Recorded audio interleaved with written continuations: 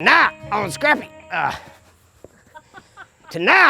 Time, I'm standing tall with Representative Gloria Johnson. We're going to have a summary of Governor Lee's not-so-special session. You should stick around. It's going to make you mad.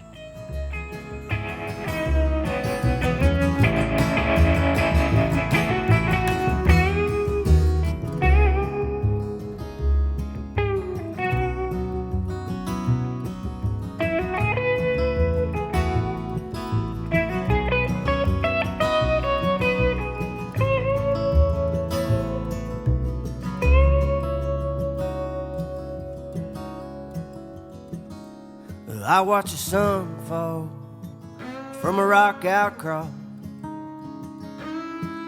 The moon slowly rose and the valley filled with fog. And then I heard a commotion on the trail down below. Carbide lights were coming up the mountain, and they were led by Mother Jones singing, "Which side are you on, boys? Which side are you on?"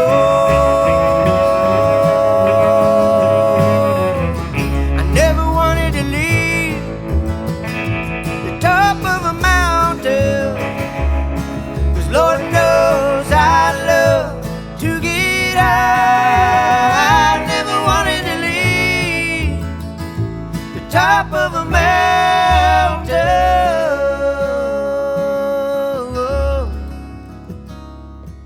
unless I was headed to the by and by, to that mountain in the sky, the sweet by and by. Hello, everybody. Happy episode 5. We're back here in Knoxville talking to Gloria Johnson. How are you doing today, Gloria? I'm doing pretty well. I know you're probably way better than you were last week. A few days ago, absolutely. Yeah, for those of you watching, we're going to be talking about the extraordinary or not so special session that just happened at the Capitol last week. And there's 3 main things that happened that we kind of want to talk about today. So let's get with the first one. I know there was a telehealth bill that went up there, and I know that's something that you certainly support and something that I support. Well, yeah, the telehealth bill was really something that we voted on multiple times. We could have passed that bill earlier, but they wanted to use that as the hook, a reason for a special session. They needed a, quote, I guess you could say they needed a health reason for the special session because they were talking about it was due to COVID. Well, that's not really exactly what happened. But it wasn't a bad bill, but it wasn't a great bill, and I can't say that it's a bill that that really helped a lot of Tennessee families. It was more about figuring out how that gets paid and that sort of thing. And it could have been something that could have waited till January.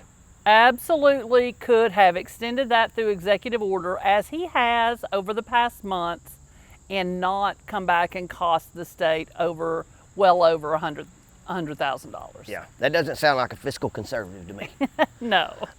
So the telehealth bill, that was not so bad necessarily. What were the other 2 things? I know there was the protest and the bill about liability for businesses and such. Which one do you want to talk about first? So with the liability bill, that one's pretty bad. And but it's funny, if you listen to the Republican supermajority tell it, they act like they're helping schools and nonprofits and small business with this liability bill.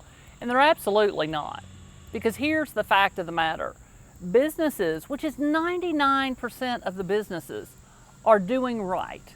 They're doing what they can to get their businesses ready to open, to make sure customers are safe, and that we build that consumer trust so that we can build our economy back.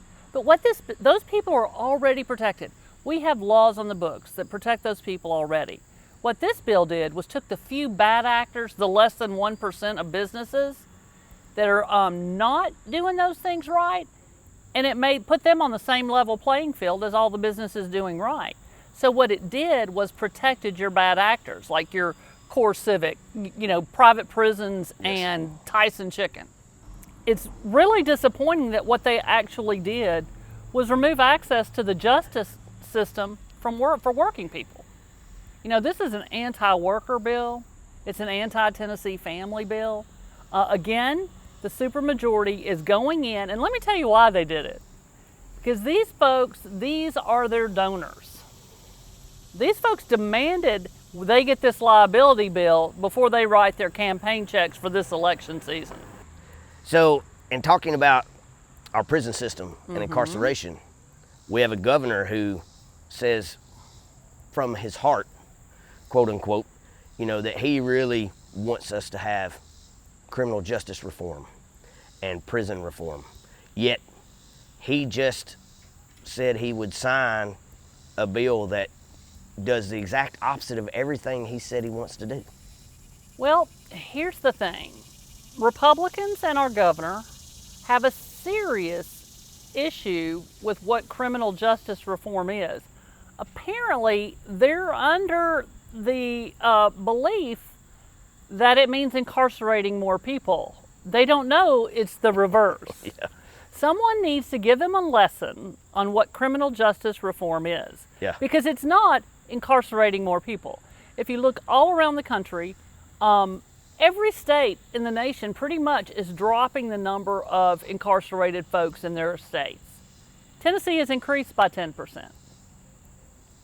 That's not criminal justice reform. You know, the reality is criminal justice reform cuts the budget.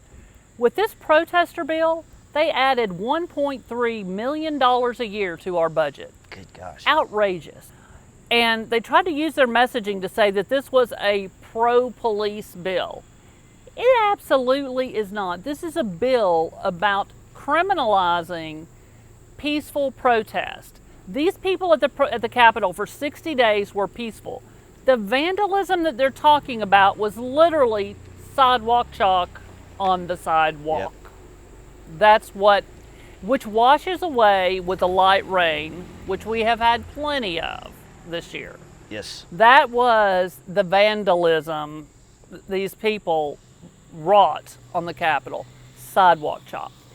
And so speaking of like law enforcement and such, if I'm not mistaken, from the bill, if someone were to camp on government property somewhere, they would end up getting a mandatory prison sentence that's larger than most violent crimes. 1 to 6 years, yes, and up to a $3,000 fine.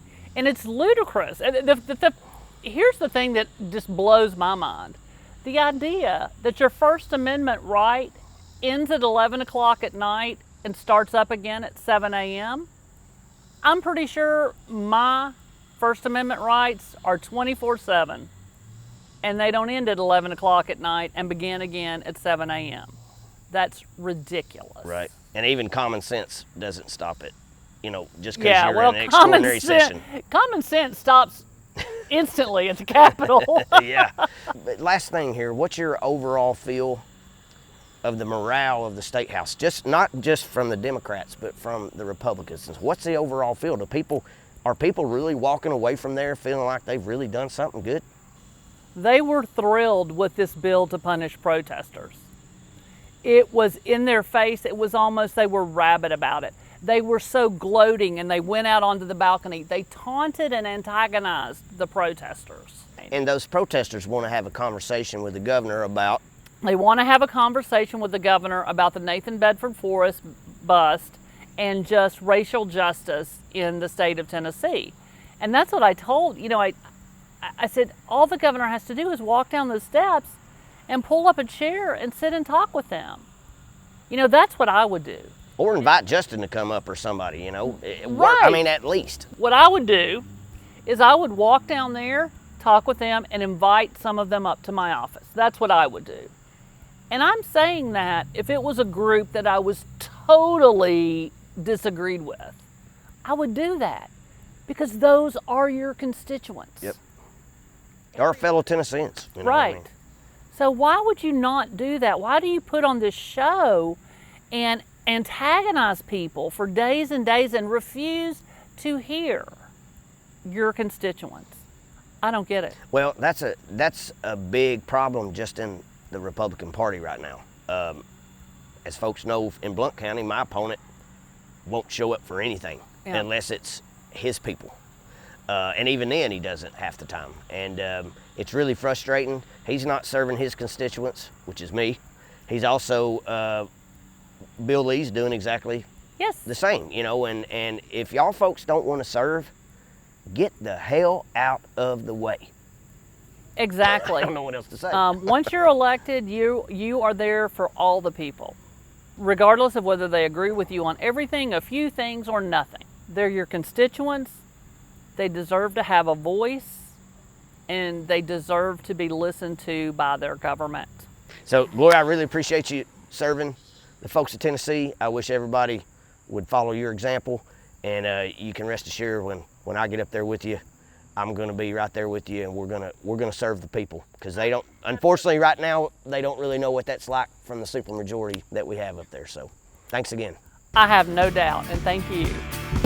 He was behind me, right there in my mirror, that red, white, and blue STP. If it hadn't been for the number 43, I could have been the king. Wow. Hey everybody, I hope you enjoyed that conversation with Representative Gloria Johnson. I appreciate her getting together on such short notice to give us a summary of what happened in Governor Lee's not-so-special session last week. Just so you know, I would have voted for the telemedicine bill. It was a good bill, but it should have waited till January so it didn't put everybody at risk of COVID-19 for no real reason. The other two bills were very disturbing to me, and I would have voted against both of them. The liability bill, it did not protect workers. It only protected the bad actors, those who aren't willing to put in the time, money, and effort to protect their employees. We should not hold those folks up and protect them. When it comes to protesting, I've protested a few times in my life. It's been done peacefully. Those of you in Blount County that participated in the protests, you saw what a peaceful protest was like. It was made up of our mothers, our brothers, our family members and friends. There's nothing wrong with that. That's pure American expressing your First Amendment right. And our state legislature just stomped all over that, and it's wrong. And when I get up there, I'll stand tall with Gloria Johnson and the rest of the Democrats and those on the other side that want to work together to make a positive change in Tennessee. And pray the Lord my soul to keep, and that I'd see Peter when I die. Do you want to go for a walk? Let's go for a walk. Come on. And Lord, I hope we love dogs too. Good girl. I think Jesus loves dogs too. As the years passed on, many dogs had come and gone.